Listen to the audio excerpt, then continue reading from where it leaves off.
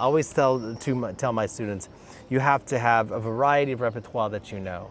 You have to know where you're playing, what you're playing, with who you're playing. Know the character you want, because cellos have different characters. You say the Montagnana like it's nothing. What is a Montagnana to these people? Like, what is a Montagnana? Mine isn't a Montagnana. The one you made from, you made in 2002 from the one that's not a Montagnana. Montagnana is a little bit larger, a little bit shorter. Domenico Montagnana was a violin maker from Venice. Yes. A little bit larger, a little bit shorter. And from the sound point of view, definitely I would say more what nowadays sound is more up to date. Yeah, it's a fuller, richer C string, and still a very focused, nice projecting A string. If you guys watching this, you know there's great music for cello right now. It's just so much of it.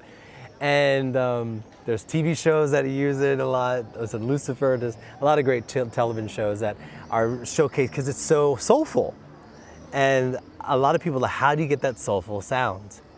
And well, you got to spend the money, but if you are going to spend that money, I think the next cello I would get would be a Montagnana cello. Everybody talks about that, but you can get other ones too. Tomorrow you will play it and then you hear the difference. Okay, I look forward to that. He doesn't want to quit. He wants to live in front of the camera. Please no, help me. Screw that. I don't know who edits your videos. I edit my own videos. I do everything myself. I don't edit this. It's my daughter. I do it also. It's Anna who does all this. I get tired of it. Sometimes I need to get the thumbnail, and then you get the one with the nice face. And then so I send her like an email with 3 samples. In the middle of the day, I'm working on my computer. I'll send her a sample of like 3 images. It's an emergency. And you have to understand, I'm looking at myself all the time. So like, I'm tired of like the sexy face. I'm tired of the serious face. I'm tired of the face lost in whatever. I kind of like the face that goes, that makes the funny face. I like the funniness. I love making fun of myself. I think in our world, people take themselves way too seriously. Way too serious, and I hope you agree with that. Oh, thank you. It's a very big event. It is a big event, and thank you for spending your time. My man's getting married. Sorry, he's off the market, ladies. I'm getting red here. If you want some of this, you got 3 days. No, you got no days. He bought the ring. He's done.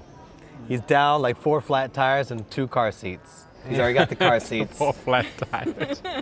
That's American reference. You ain't gonna get that. But he already got the car seats taken care of. But congrats. Marriage is a beautiful, wonderful thing. I will not change my mind because it was my idea, you know. Sometimes you don't realize how good something's going for you. It can be related to anything. Mm-hmm. And then you look back and you're like, wow, that was it.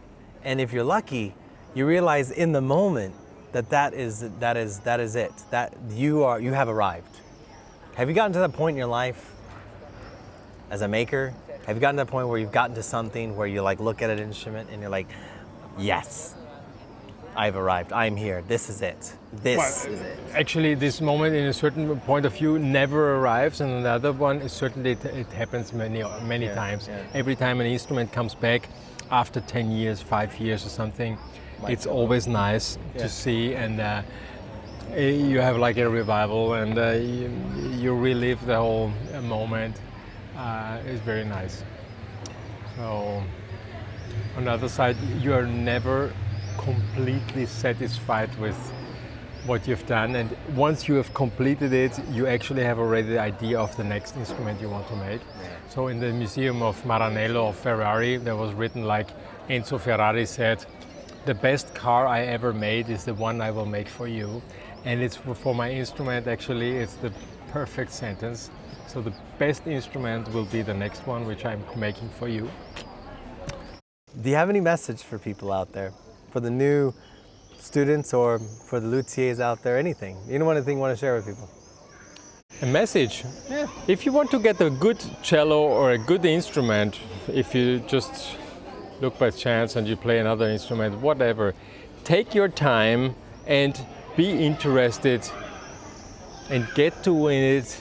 It's another world you cannot imagine, and it's so rich and so full with a lot of information you don't even think about, and this makes actually the difference. So I think it's very nice that you're learning cello, but one thing is also, I think, for a musician, that you dedicate a little bit time to learn how the whole instrument works and what it takes in order that it sounds well. That's, I think, since we're here in Cremona, the mecca of violin making, and if you can afford it one day to come to Cremona, I think it's also worth to come here, go to the museum, the Museo del Violino, and you will see tools from Stradivari, papers where he signed with his handwriting. Did he use a tool like this? Yes, of course. So this would be a tool that Stradivari used? Yeah, kind of. At least this part here and here like this, and in the middle is a little bit different. But you will also see this kind of tools. They were made, from a smith, Yeah. But you see all these kind of things, and I think it makes you understand that it is not this far away. No. That Stradivari was living here. All the buildings here. Now this one you see not, but the statue is from him. And then here on this building here, this is older than Stradivari. My building at the time of Stradivari, where I have my workshop in, has been already built 150 years before Stradivari was here. So just imagine that we're actually living here in a museum, and I think it's worth coming here. You could make a few days here, 1 or 2 days. I think it's worth.